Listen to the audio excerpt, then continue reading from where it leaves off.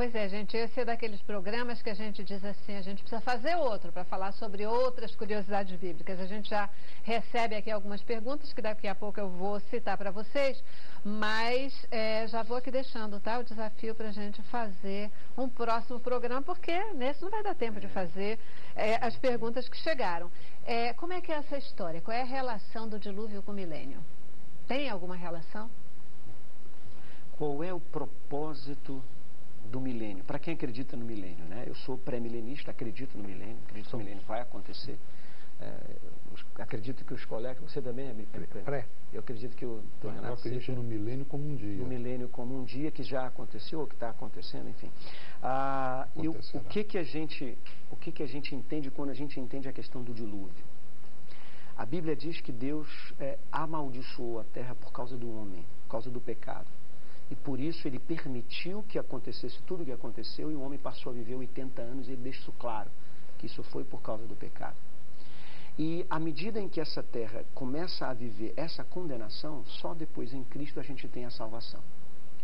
Depois, a proposta que fica clara na leitura das Escrituras é que Deus pretende retornar, Jesus pretende retornar para governar a terra, e ele traça um cenário desse governo do milênio, dizendo: o leão vai deitar do lado do cordeiro.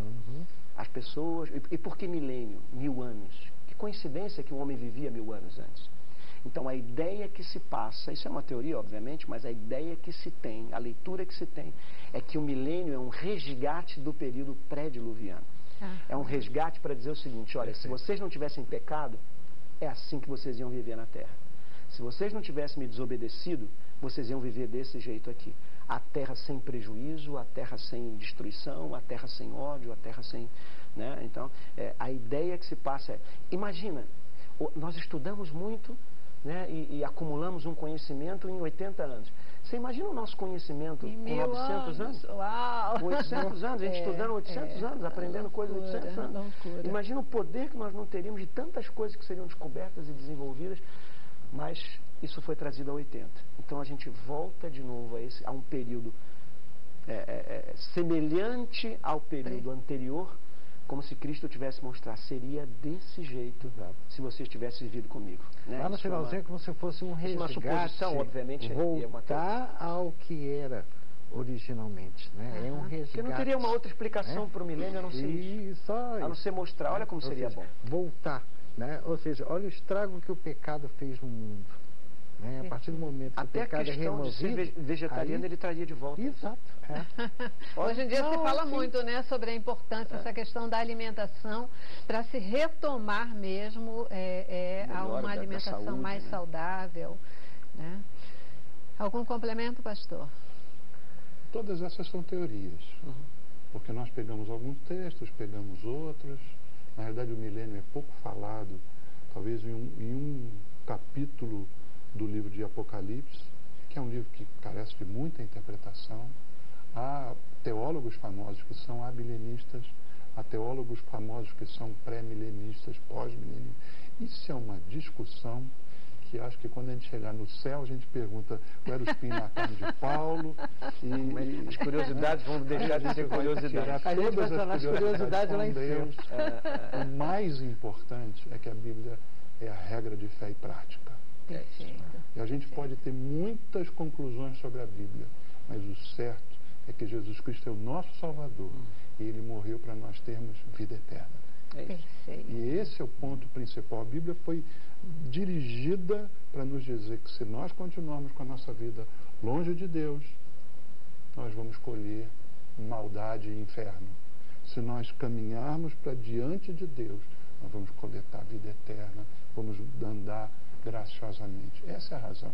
Agora, o restante, todas essas teorias que existem, são muito boas e são teológicas. E os seminários estão cheios de teólogos e muitas vezes a gente não é prático. O importante é a gente ser prático. O que importa na minha vida cristã toda essa questão? O dilúvio existiu porque Deus se interessa pela terra e se interessa pelo homem. Amém. Ele não abandonou a terra ao seu bel prazer, como queriam os deístas do século XIX. Deus deu corda no mundo e deixou funcionando. Não. Deus interferiu e vai interferir outra vez, quando Jesus voltar. E nós aguardamos a vinda dele. Amém. Se vai ter milênio, se não vai ter, mas Jesus volta. É isso aí. E nos leva para junto dele. Nessa parte final, né, lá no finalzinho do livro do Apocalipse, a gente vê novamente a árvore da vida que deixou de ser falada lá no Éden. A gente não ouve mais falar na árvore da vida. A gente ouve falar em Jesus sendo o dono da vida, o doador da vida, o autor da vida, né? Mas ela volta à cena lá na Nova Jerusalém.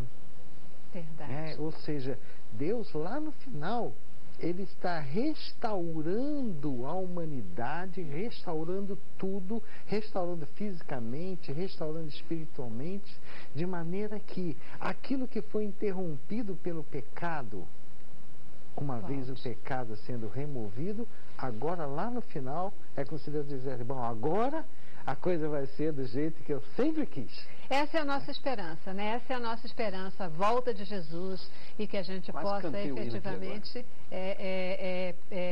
viver e gozar dessa vida plena, abundante que Deus tem preparado para cada um de nós, né? Queridos, olha só, já fica aqui o meu desafio para nós fazermos ainda um outro programa sobre curiosidades bíblicas, e aí a gente vai poder falar, a Terra tem 6.000 anos? Isso é assim mesmo? Ou tem mais de 6.000 não? 6.000 anos? 6.000 é a cronologia bíblica. É a cronologia bíblica. O dilúvio ainda, ele foi na Terra inteira ou só numa parte da Terra? São perguntas que chegaram aqui depois, né? E várias outras, né? Essa questão do tempo que parou por um pedido de Josué, né? Qual o reflexo disso? Essas e outras curiosidades. E se você tiver pergunta, manda pra gente também, porque a gente vai colocar aqui no próximo programa sobre curiosidades bíblicas. Muitíssimo obrigada pela presença e participação de vocês. Uma honra estar aqui com esses amigos. Isso aí, obrigada. Obrigada a você também que está em casa e participou conosco. Você já sabe, cabeça para cima, a gente sempre termina com boa música. E hoje eu deixo vocês com a Aline Menezes, que canta pra gente aqui no programa. Paz! É contigo, Aline. Brigadíssima.